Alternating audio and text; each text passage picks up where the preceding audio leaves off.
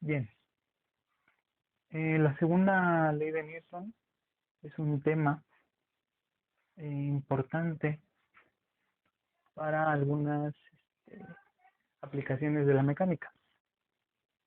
El ejemplo más conocido de segunda ley de Newton es el plano inclinado.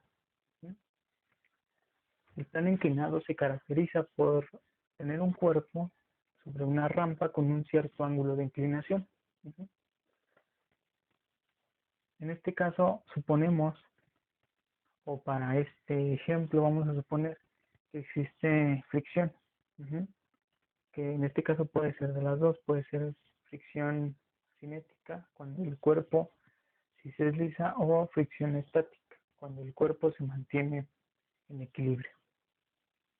Bien, para resolver este tipo de problemas, lo que primero se realiza es un diagrama de cuerpo libre. El diagrama de cuerpo libre es una representación esquemática en donde nosotros ubicamos las fuerzas presentes, en este caso, en la caja, que es nuestro objeto de estudio. La idea es representar los vectores, ¿sí? Y a través de esos componentes poder llegar a la resolución de un problema. Recordando los vectores, sí que son cantidades que pueden ser representadas, por lo tanto tienen dos componentes, una componente en X y una componente en Y. En este caso, para este caso particular, vemos que la componente en X es A coseno de este ángulo, ¿sale? Porque es este lado de acá, y de este es AY a seno del ángulo, ¿no? La componente vertical de este vector, para este caso particular. Que como podemos ver, va a haber fuerzas que no van a estar paralelas al eje de las Y o al eje de las X, sino que van a estar con un cierto ángulo de inclinación como el que tenemos acá.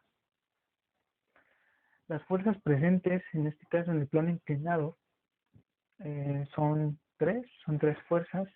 En este caso una es la fuerza del peso, que en este caso, como podemos ver en el diagrama de cuerpo libre, tiene un cierto ángulo de inclinación. Esto se debe a que la superficie no es paralela a la tierra, en este caso no es paralela al piso, sino que está levantada, sale por un cierto ángulo de inclinación. Por eso mismo es que el peso está inclinado, ¿sí? Si nosotros hiciéramos el diagrama aquí, podríamos ver entonces que el peso en efecto no está paralelo, no está perpendicular a la superficie, como normalmente lo es, ¿no? Sino que está con un cierto ángulo de inclinación. La otra fuerza presente es la fuerza de fricción, que en este caso el objeto va a tender a caer hacia acá abajo por efecto de la gravedad, por efecto del peso, entonces la fricción siempre se opone al movimiento. La fricción va a ir para el otro lado, en este caso para este.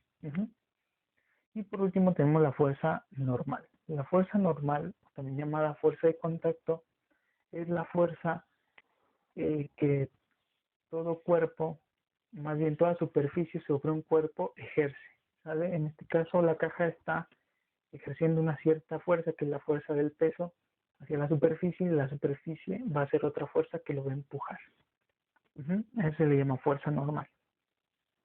Ya una vez identificadas las fuerzas presentes en el objeto a través del diagrama de cuerpo libre, lo segundo es realizar la sumatoria de fuerzas o suma de fuerzas.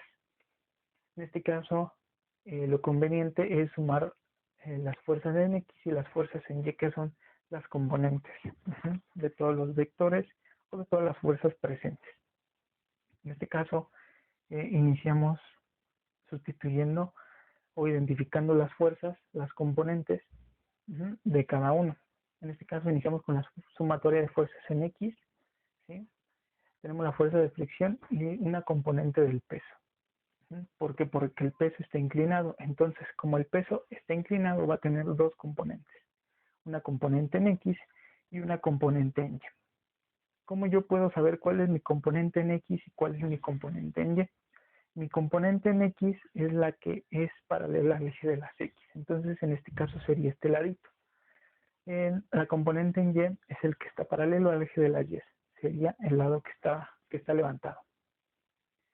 Haciendo esto, haciendo un triángulo rectángulo, tenemos las relaciones y entonces me sale que la componente del peso FWX es igual a FW por el seno de teta, ¿sale? ¿Por qué me da aquí seno de teta y aquí en el ejemplo anterior me da coseno de teta, ¿sale? Porque el ángulo está con respecto al eje de las Y aquí, y aquí el ángulo está con respecto al eje de las X, ¿sí? Entonces realmente no varía mucho el usar seno y coseno, sino hacer bien la relación a través de un triángulo rectángulo. Entonces, para el caso, para el caso del peso, la componente en X va a ser FW seno de teta y la componente en Y va a ser FW coseno de teta, perdón. Ok, bien, sustituyendo, entonces aquí nos quedaría, ok, perdón, sigo con la fuerza, con las fuerzas en Y. La suma de fuerzas en Y sería la fuerza normal, serían las fuerzas que estuvieran en el eje de las Y. Entonces, para esta sería la fuerza normal va hacia arriba, entonces es positiva. Y sería la otra componente del peso, la Fy, ¿no? Pero entonces en este caso, como vemos la componente de F en Y va hacia abajo, ¿no? Como va hacia abajo, tendré un signo negativo. Y esto igual a una masa por una aceleración en Y, al igual que X.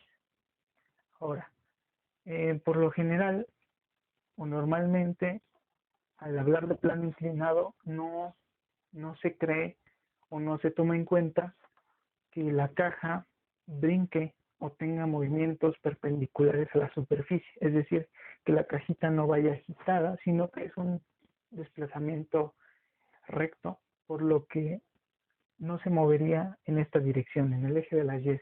Entonces, por eso asumimos que Y es igual a 0. Por lo tanto, que la suma de fuerzas en Y, en el eje de las Y, tiene que ser igual a 0. Entonces, si todo esto es igual a 0, implica que esto también sea igual a 0. Y si esto es igual a 0, significa que esta cantidad es igual a esta. Quiere decir que la fuerza normal va a ser igual a la componente en Y del peso, ¿sí? Entonces, sustituyendo los valores, en este caso, de la fuerza normal, sabemos que Fw es el peso, no es la fuerza del peso. La fuerza del peso se define como masa por gravedad.